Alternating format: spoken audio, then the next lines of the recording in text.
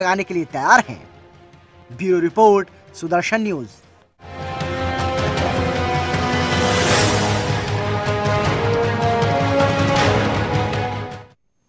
तो साफ तौर से जेएनयू में देशद्रोह देखने को मिल रहा है और इस देशद्रोह को अगर कोई और भी बढ़ा रहा है तो राहुल गांधी और सीताराम येचुरी जैसे नेता लगातार बढ़ा रहे हैं। राहुल गांधी ने तो साफ तौर से अपना भाषण दे दिया, जिस तरह से रिपोर्ट में आपने उनको सुना। अमित शाह ने एक प्रेस कॉन्फ्रेंस की और साफ तौर से उन्होंने कहा कि राहुल गांधी और सोनिया गांधी अपने राष्ट्रवादीपन की जो उनकी डेफिनेशन है, जो व्याख्या है, उसको देश के सामने रखे। सुनिए क्या कुछ कहा अमित शाह ने।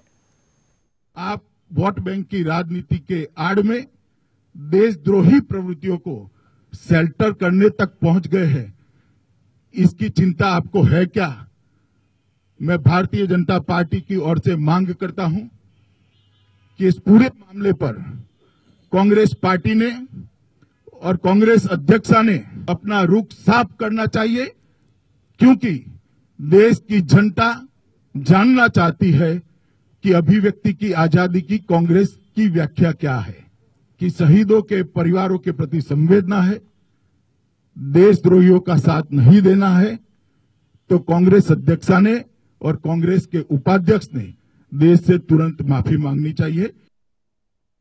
जेएनयू के कैंपस में राष्ट्र विरोधी नारे लगाए गए। भारतीय जनता पार्टी इसकी निंदा करती है। इस प्रकार की गतिविधि के बारे में भारतीय जनता पार्टी चिंता भी व्यक्त करती है। तक भारतीय जनता पार्टी का सवाल है, हम मानते हैं कि देश की जमीन पर, देश के किसी भी हिस्से पर इस तरह की देशद्रोही गतिविधियों को सहन नहीं करना चाहिए, न सहन किया जाएगा। तो ये अमित शाह का वर्जन है या बीजेपी का वर्जन है, और जिस तरह से वीडियो निकलकर सामने आया, वीडियो भी आपको दिखा देते हैं ताकि आप खुद देख लें कि जेएनयू में किस तरह से देशद्रोह पनप रहा है, उसको पनपाया जा रहा है और इस तरह की राजनीतिक पार्टियां उनका समर्थन करती हैं। ये वीडियो देखिए।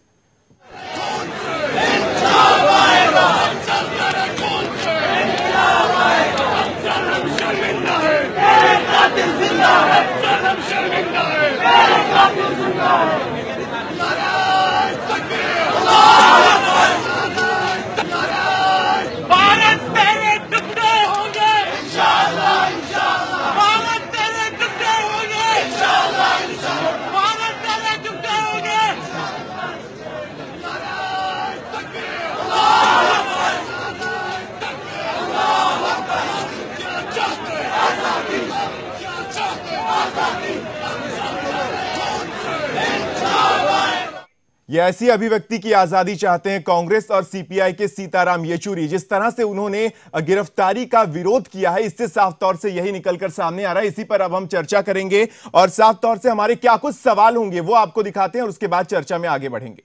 कांग्रेस के लिए राष्ट्रभक्ति क्या है, यह सबसे पहले कांग्रेस को बताना चाहिए। सवाल सबसे बड़ा कि कांग्रेस के लिए राष्ट्रभक्ति क्या है। क्या बोलने की आजादी की आड़ में देश का बंटवारा कर दिया जाएगा? क्या देश के टुकड़े कर दिए जाएंगे?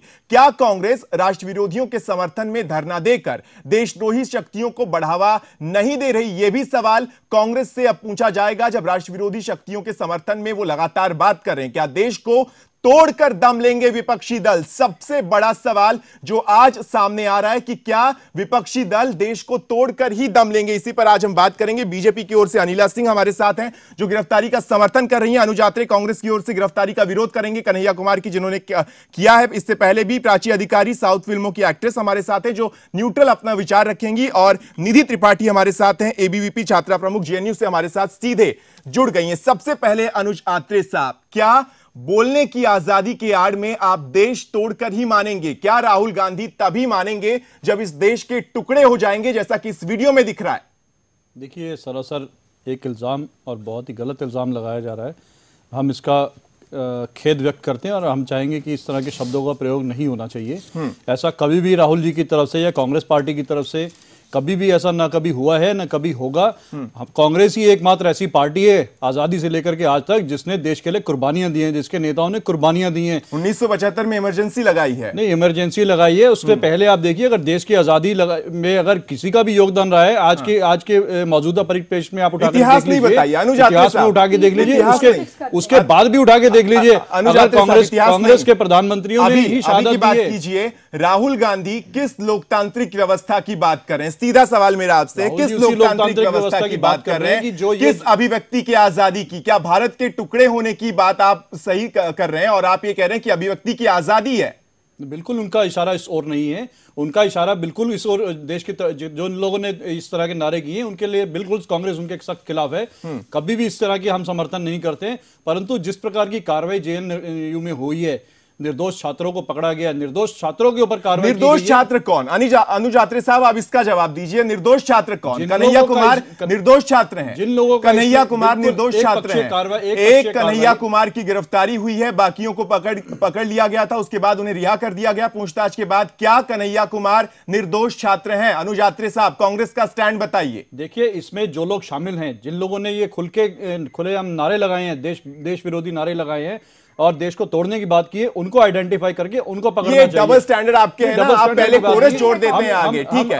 अनिला सिंह जी, इस पर आप रिबट कीजिए, किस तरह से ये पॉलिटिक्स की जा रही है? क्यों ये बार बार कहा जा रहा है कि वो जो गिरफ्तारी हुई है उसके खिलाफ नहीं है, लेकिन निर्दोष को गिरफ्तार किया है उसकी खिलाफत की जा रही है? देखिए, आपने एक ट्रेंड देखा होगा कि जब से एनडीए सरकार सत्ता में आई है, कांग्रेस जो है बिल्कुल बौखला गई है। और मैं कांग्रेस की क्या कहूं, क्योंकि बहुत सारे जो शीर्ष नेता हैं कांग्रेस के, वो खुद माथा पकड़कर बैठ जाते हैं। जिस प्रकार से राहुल गांधी अपनी बयानबाजी करते हैं, उनको मुंह छुपाने की भी जगह नहीं मिलती है। और जो पूरा प्रकरण चल रहा है जवाहरलाल नेहरू यूनिवर्सिटी में, मैं शर्त से कह सकती हूं जवाहरलाल नेहरू जी की जो आत्मा है वो 100 आंसू रो रही होगी और कहीं ना कहीं ये कह रही होगी जैसे कि कोई भी